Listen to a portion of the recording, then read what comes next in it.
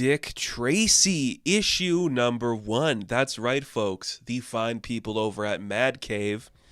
Not only are they celebrating 10 years, that's kind of cool, they got Dick Tracy. Somebody pried it away from Warren Beatty. I'm kidding, of course. Nah, man, it's just great to have Dick Tracy back on shelves, you know? It's something it's been a minute since we had. And that's really cool. He's just one of those classic gumshoe characters that just works in any setting. A lot like Popeye. Popeye is another one of those characters where you just love to see it every time something happens with them. And for a long while, Dick Tracy was kind of like renegated to nothing because of one man, and it's annoying. Speaking of which, I have seen every time Warren Beatty is dressed up as Dick Tracy to do like a special. Last year's was insane. If you haven't seen Tracy Zooms In, where Warren Beatty has a conversation with himself as Dick Tracy, it's truly insane. It's truly unhinged. It's something only a Hollywood person would do because it is literally nothing and it's crazy. But here we go, folks. Some more Dick Tracy. A fresh, just new take on the character. It's still set in like the early aughts of like the 40s. It's set in 1947, actually, I should say. So it's not like the early aughts of the 40s, but it's in the 40s. It's not modern. It's contemporary still, so that works. We are introduced to a couple of men, Langdon Marsh and Emil Trueheart. One of them is a reporter for the Tribune. The other one is a city alderman. And they are talking about something. We see that Trueheart's going to like leak a story to Marsh, being like, okay, you can take this and maybe some good will come of it. I can't sit on this anymore. We don't know what that story is, but it's something that would shake the very foundation of life itself in the city. Before we can figure out what that is, somebody spots Trueheart and he starts to panic. And then we see everybody that's in this building gets gunned down and they are killed. All of them are killed. Nobody survives. We then cut to the next day where the police show up to investigate. They're like, this looks like a mess. What are we seeing like this pencil pusher Marsh doing here with a city official like Trueheart? That can make any sense. There's no reason for them to be together. Luckily, we got the best detective on the case, and Dick Tracy shows up, flashing the yellow, looking like a big old brick. You love it. Look at him. The only use of yellow in the entire book comes from Dick Tracy, and that's a really cool idea. So he starts to investigate the scene. They didn't take any money, so they were here for some people. There's more bullets rattled in Marsh and Trueheart, so it sounds like they were the target.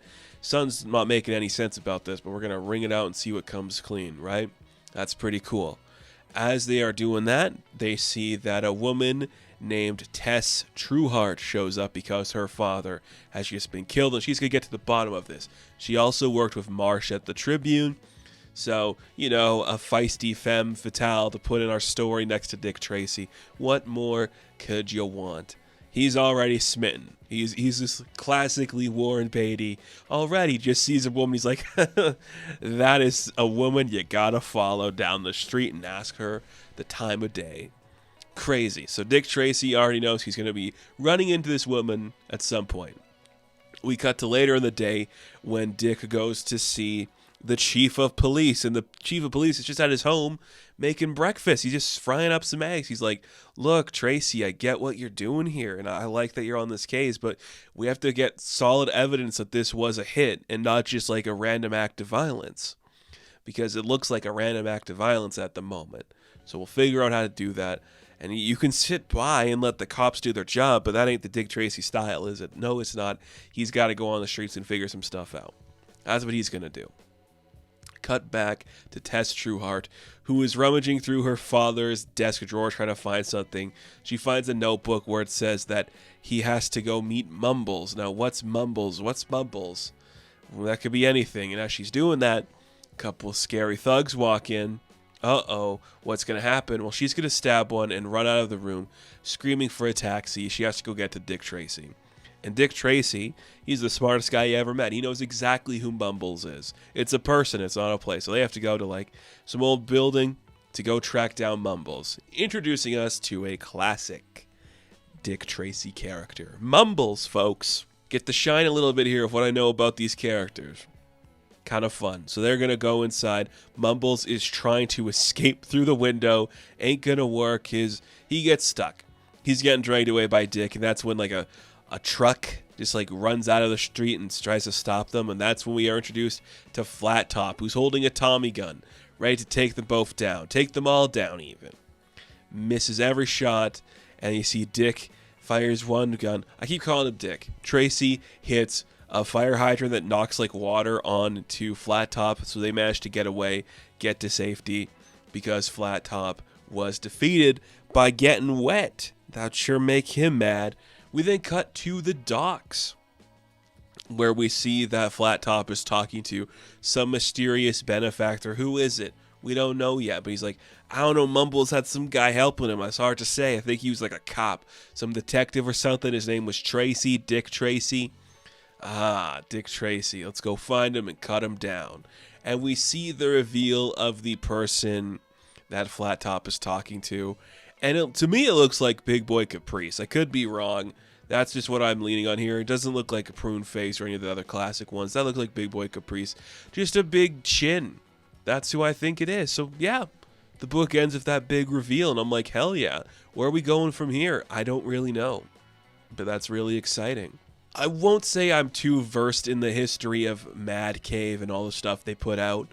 But it's kind of cool that they got the Dick Tracy license. Like, that's probably a big get for them. So I imagine they're going to try to do a lot of cool stuff with that. This is classic Dick Tracy. It is just, here's a crime that happened. We can canonize it a little bit more with making it bloody and modern, but it's all the Dick Tracy things that are going to happen. The characters are going to be exaggerated. He's going to be the prettiest guy in yellow, and everything's just going to work that way. And you know what? I'm not against that. It's kind of cool that we can actually have that happen still. I'm all for that. I am all for that. Dick Tracy's back. Better than ever, even. It's kind of exciting. So, Dick Tracy, issue number 1, I am going to give an 8 out of 10. Now, thank you all for watching this review. Be sure to like and subscribe to the channel. As always, you can check me out on Instagram, TikTok, and Twitter. And of course, I will catch you in the next one.